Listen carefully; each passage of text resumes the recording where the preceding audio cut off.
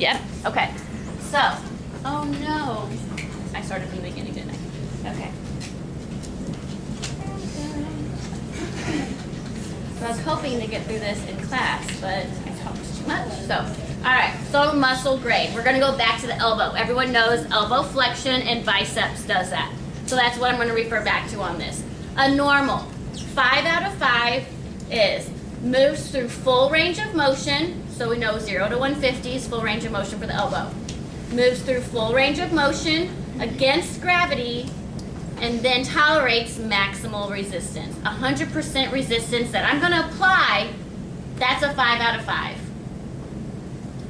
A 4, elbow flexion. Moves through full range of motion against gravity. I'm overcoming gravity, right? My muscles having to pull my arm up against gravity. So I've got full range of motion against gravity, and now it takes moderate resistance. 67% if you're on the 100% scale. 4 minus moves through full range of motion against gravity and takes less than moderate resistance, but not quite min. 3 plus moves through full range of motion against gravity and takes minimal resistance, 33% out of 100, and then breaks. So there's your score with your muscle grades.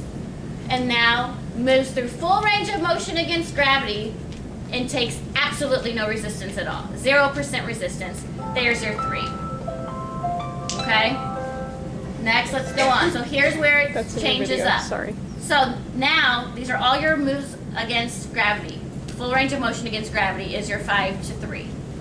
So next, your 3 minus is moves through less than full range of motion against gravity, but at least half. So 0 to 150 is full range of motion, right? So right around 90, not quite, so about 70, around there is at least half range of motion. So if I move through less than full range of motion, but more than half against gravity, is a 3 minus.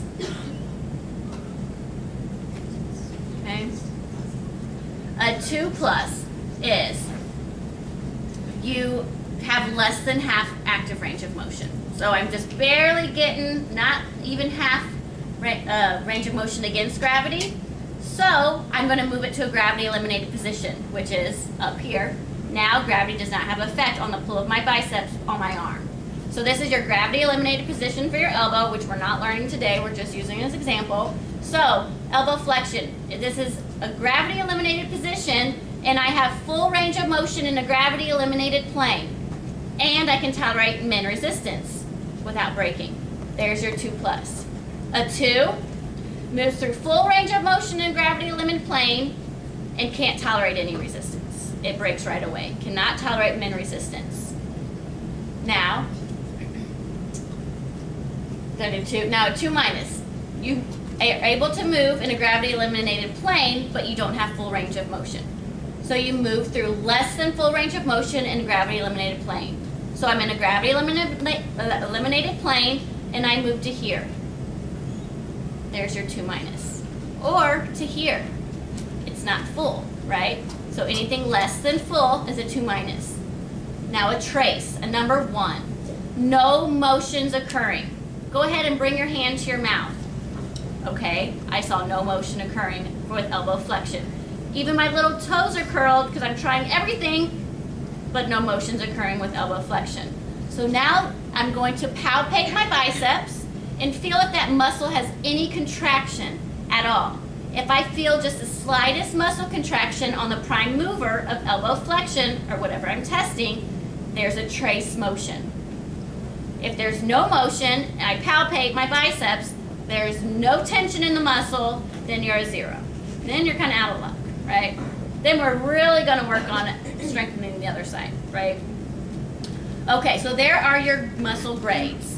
Now the muscle testing procedure. Once again, we're going to use elbow flexion, and then we're going to apply it specifically to the shoulder joint. So I'm going to explain, come on up here for me.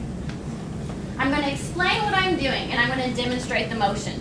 So today I'm going to see how strong your bicep muscle is here. So when I ask you to, I'm going to put you in different positions. First one's going to be, I'm going to bring you up to here and see if you can bend your elbow all the way up and touch your shoulder. I explain the procedure and what the motion is I'm going to occur. So now I'm going to position the patient against gravity. So, gravity position for elbow flexion, great. Standing up, arms all the way down at your side. So, this is a position for against gravity. I'm going to stabilize the joint, depending on which joint it is. On our little handy little grids I made, it will tell you where your hand stabilizes, and then you have that in patient. You instruct that patient to move against gravity. So go ahead and touch your shoulder. She can move against gravity. Awesome. So what did she do? We're going to turn this way. She moved full range of motion against gravity. So I know if she has full range of motion against gravity that she's at least a 3 or higher. Okay? Full range of motion against gravity.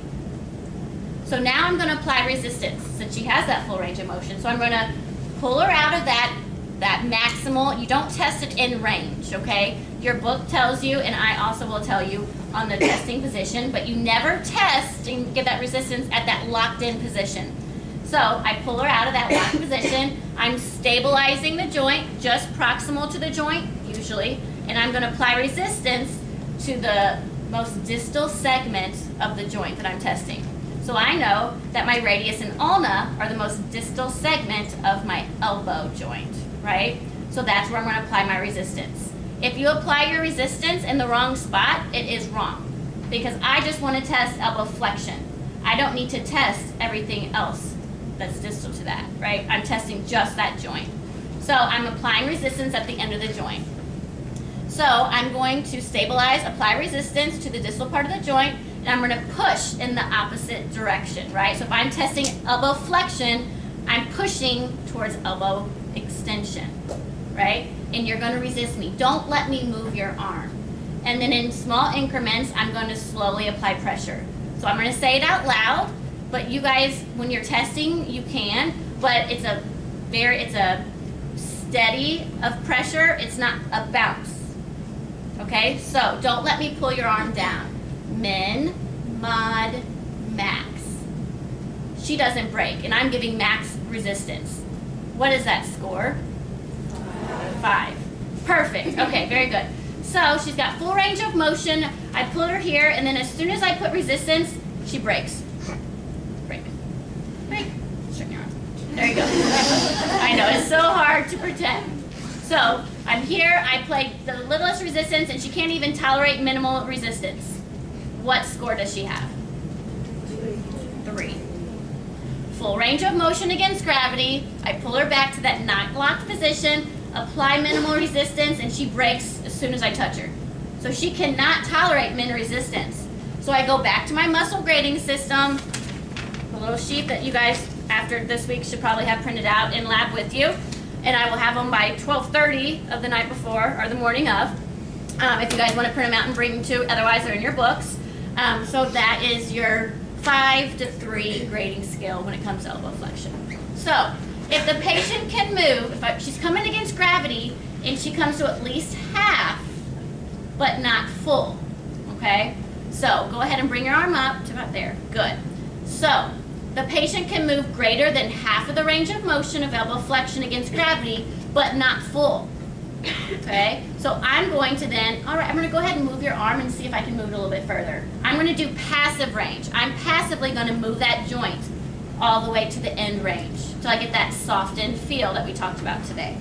So if I can passively range her, then I know that it's a muscle issue.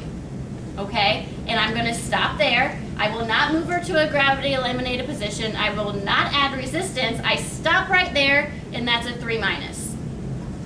It's the easiest one, but it's kind of the trickiest too, because once you do the motion and you're more than half against gravity, you're not full, but I passively can range you. I stop there, and you're a 3 minus. So let's say the patient is unable to move more than half range of motion against gravity. So she maybe has 10 degrees of motion here, right? So go ahead and can you come any further? No, you can't? Man, all right. So I'm going to, next, she does not have half range of motion against gravity. Relax for me. I've got to, if you don't do it, you will have points off. You have to passively range. Why do I have to passively range this joint? I'm looking to see how strong her biceps is. Her biceps could be really strong, but her joint might be fused. It might be frozen. So if I can't passively range her, I know it's not a muscle problem. It's a joint problem. So I'm not adequately able to test the strength of her bicep because it's a joint issue now. So then I stop there and I put not able to be tested because it's a joint issue, not a muscle issue. But if she has less than half range of motion against gravity, I'm going to pull her passively all the way through, and if she does, it's a muscle issue. Now I'm going to a gravity eliminated position, which is for elbow flexion up here. Okay, so now I'm in this gravity eliminated position. I have to be a 0 or a 2+ at this point. I know between there. So I've gone through all these steps. So now, can you go ahead and move, touch your shoulder by coming in just like this? Good. So now she's got full range of motion in a gravity eliminated position. I'm stabilizing her elbow. Full range of motion in a gravity eliminated position. I'm going to apply minimal resistance to that distal segment of the joint. Minimal resistance, not that min, mod, max, just minimal. So 33% resistance. If she can tolerate it, she's a 2+. If I give min resistance and she breaks, then she's a 2. I have her in that gravity eliminated position and she moves, but not full range of motion. There's that 2-. Whether it's this much motion or this much, it's still less than full and gravity eliminated. Okay, so there's your 2-. Now, go ahead and bend your hand all the way in and no motion's occurring. No motion's occurring in that elbow with elbow flexion. So now I'm going to palpate my biceps to see if I can feel a trace motion. All right, now go ahead and try. I know you can't move it, but just try. Have your brain imagine that you can bend your elbow. Oh, I felt her muscle contract. So then there's your 1. Or I didn't feel anything, then that's a 0. Okay, there is no motion. There's no innervation. That muscle is not firing one bit. There's your 0. Okay, so there is your how to do muscle testing. I will now pull up. If you guys want to look in your books, we're going to start with shoulder, your glenohumeral. So we're going to go through glenohumeral and hopefully scapulothoracic today. Is your head spinning yet? Told you it would be. Okay, muscle testing for the shoulder if anyone finds it.